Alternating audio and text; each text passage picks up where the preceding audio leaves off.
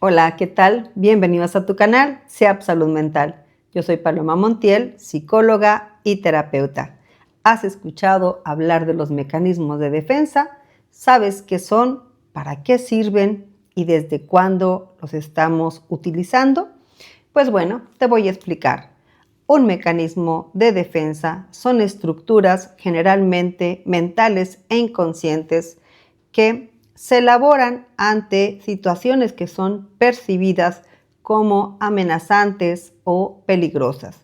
Generalmente son elaboraciones que se hacen en la infancia y tienen la finalidad de evitar que la persona pueda pasar por episodios de ansiedad o que pueda realmente sentir que no va a poder salir adelante ante ese riesgo.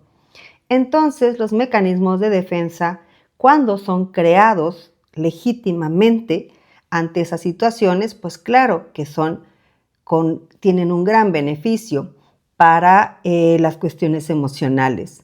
El problema con los mecanismos de defensa es cuando ya se utilizan de una forma generalizada, ya no son específicos y entonces ya son limitantes en el propio desarrollo.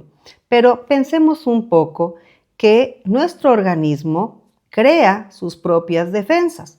Una persona que tiene gripa, por ejemplo, pues empieza a crear sus propias defensas para salir de esa gripa, o si se enferma del estómago. Es decir, todos sabemos que nuestro organismo tiene la facultad de crear sus propios mecanismos de defensa para salir adelante ante una enfermedad. Y generalmente se recomienda que dejemos que nuestras defensas puedan realmente funcionar y atacar a alguna enfermedad. Pero cuando una persona utiliza sus mecanismos de defensa en un sentido psicológico, a veces hay algunos psicólogos o algunas personas que critican o señalan la utilización de mecanismos de defensa. Generalmente es porque ya se están utilizando fuera de contexto o están rebasando la situación en la que fueron creados. Pero, por ejemplo, vamos a suponer un niño que empieza a ir a la primaria y entonces el niño empieza a morderse las uñas. Tal vez esté utilizando el morderse las uñas como un mecanismo de defensa para darse una cierta seguridad y para estar expulsando la ansiedad que le provoca entrar a la primaria.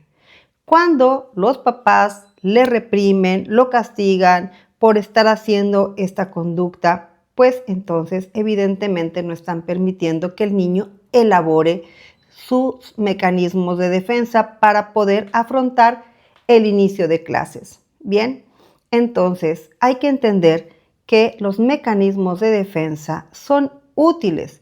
También puede ser que una persona que probablemente esté en un proceso de divorcio, pues a lo mejor quiera estar solo en su habitación y no hablar con nadie.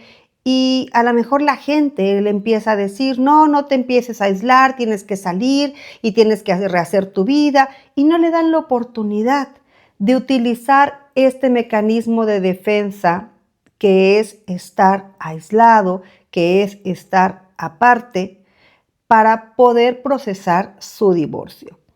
A lo que voy es que no todo lo que una persona hace, que es un poquito como, podríamos decir, fuera de orden, implica necesariamente que haya que cortar esa conducta, porque probablemente esa persona la esté utilizando para poder salir adelante ante lo que percibe como una amenaza o peligro.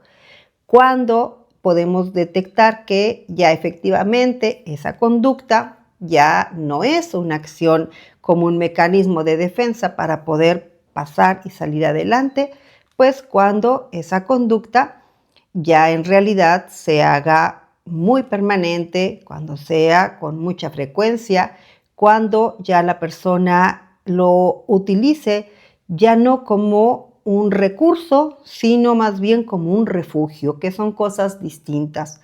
Por ejemplo, si el niño que se está mordiendo las uñas porque va a entrar a la escuela, ya va a la mitad del ciclo escolar y el niño se sigue mordiendo las uñas, pues entonces sí hay que checar qué es lo que está pasando, porque ese recurso le fue útil al inicio, pero ya lo dejó afianzado a su cotidianidad. Igual la persona que a lo mejor pasa por ese proceso de divorcio y decide pues estar en su cuarto sin hablar con nadie, pero ya pasaron 6 meses, pues evidentemente ya es una conducta que ya rebasó lo que es ese mecanismo de defensa de estar un poco en aislamiento para poder reflexionar sobre su divorcio. Entonces, hay que tener mucha sensibilidad ante las conductas, primero para no quererlas aplastar, reprimir, erradicar. En cuanto aparecen, hay que entender que tienen a lo mejor alguna función que pueden ser útiles y hay que entender cuando ya esa conducta ya rebasó y ya no es útil, ya no es funcional y ya se ha convertido probablemente en una conducta obsesiva, en una conducta de arraigo que ya no va a ser útil y va a ser limitante. Espero que te haya gustado el video. No olvides darnos un like y recuerda, si de salud mental se trata, yo te acompaño.